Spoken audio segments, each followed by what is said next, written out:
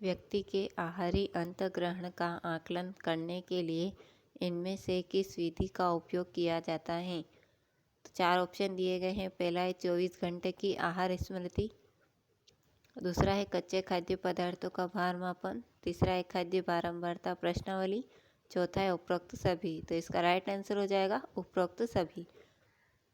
Ads एक रोग है, तो एड्स एक सर्वव्यापी रोग है। गर्भावस्था के पहले एवं उसके दौरान आयोडीन की कमी होने से नवजात शिशुओं में हो सकता है। तो अगर कोई गर्भवती महिला है, उसके आयोडीन की कमी होने से नवजात शिशुओं में क्रिएटिनता वामनता हो सकता है। खाद्य उपयोग निर्भर करता है, तो खाद्य उपयोग किस पर निर्भर करता है? तो ऑप्शन दिया गया है जैव उपलब्धता पर, या सुरक्षित एवं पीने योग्य जल पर, या स्वच्छता एवं अपशिष्ट निकास पर, या उपरोक्त सभी। इसका राइट आंसर हो जाएगा उपरोक्त सभी। 2015 वैश्विक भूख सूचकांक रिपोर्ट के अनुसार गंभीर भूख स्थिति वाले अग्रणी देशों में भारत का स्थान है। तो कौन सा स्थान है? 20वां स्थान है। टाइफाइड उत्पन्न करने वाला जीव है, तो टाइफाइड उत्पन्न करने वाला जीव जो है साल्मोनेला टाइफी है। मेरासम्स से पीड़ित बच्चों में इनमें से कौन सा लाक्षणिक प्रकट दिखाई नहीं देता है?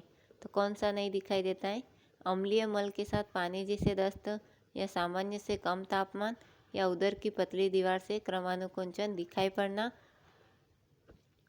सामान्यकृत एडिमा। तो इसका राइट आंसर हो जाएगा इनमें से सामान्यकृत एडिमा इसका सही आंसर होगा।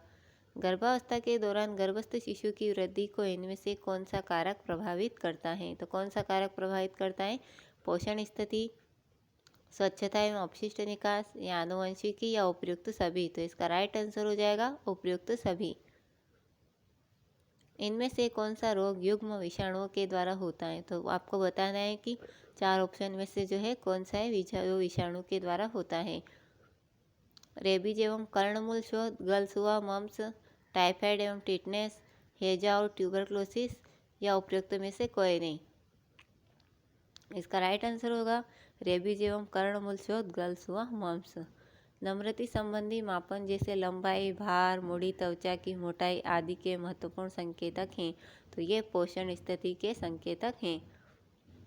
खेसारी दाल में उपस्थित नामक जीव विष कलाय खंज लेथोरी रुग्णता नामक रोग उत्पन्न करता है। तो ये बीटा ऑक्जेली अमीनो एलानिन उत्पन्न करता है। एक वृहद पोषक तत्व जिसका मुख्य कार्य उत्तक एवं रख रखाव है। तो इसका राइट आंसर होगा प्रोटीन।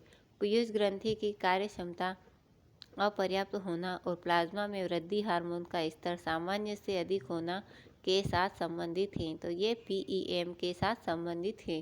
कर्णमूल शोथ, गलसुआ, मम्स का संक्रमण है, तो ये कर्ण पूर्व पेरोटिड ग्रंथि का संक्रमण है। शरीर क्रियात्मक ईंधन कारक 1 ग्राम वसा से प्राप्त होती हैं। तो 1 ग्राम वसा से 9 किलो कैलोरी प्राप्त होती हैं।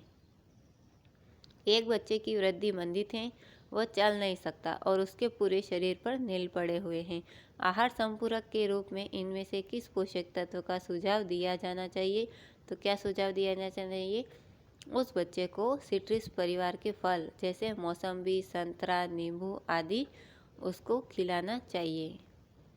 ट्यूबरक्लोसिस उपचार का लक्ष्य है, तो क्या लक्ष्य है इसका?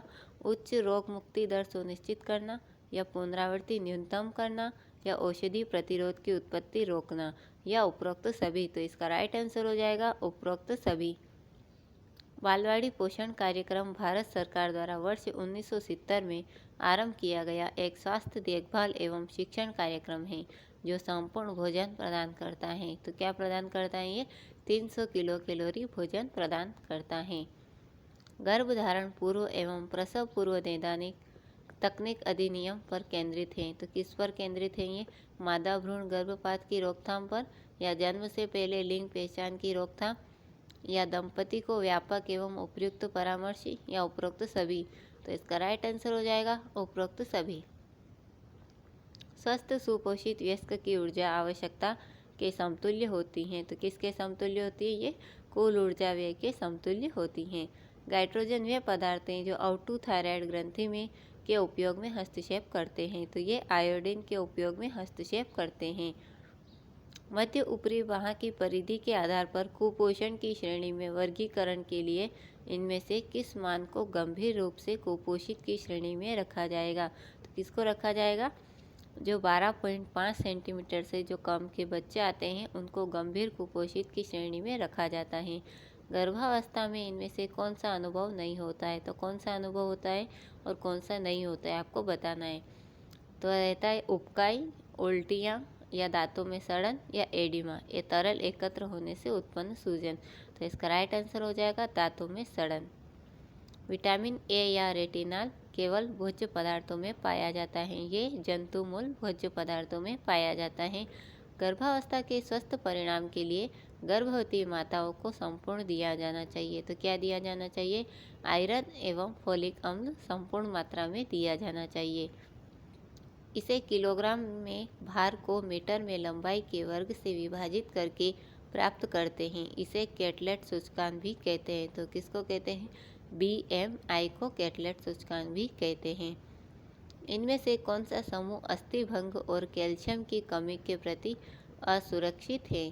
तो इसका कौन सा असुरक्षित है? वयस्क, बुजुर्ग, किशोर या इनमें से कोई नहीं। तो इसका राइट आंसर हो जाएगा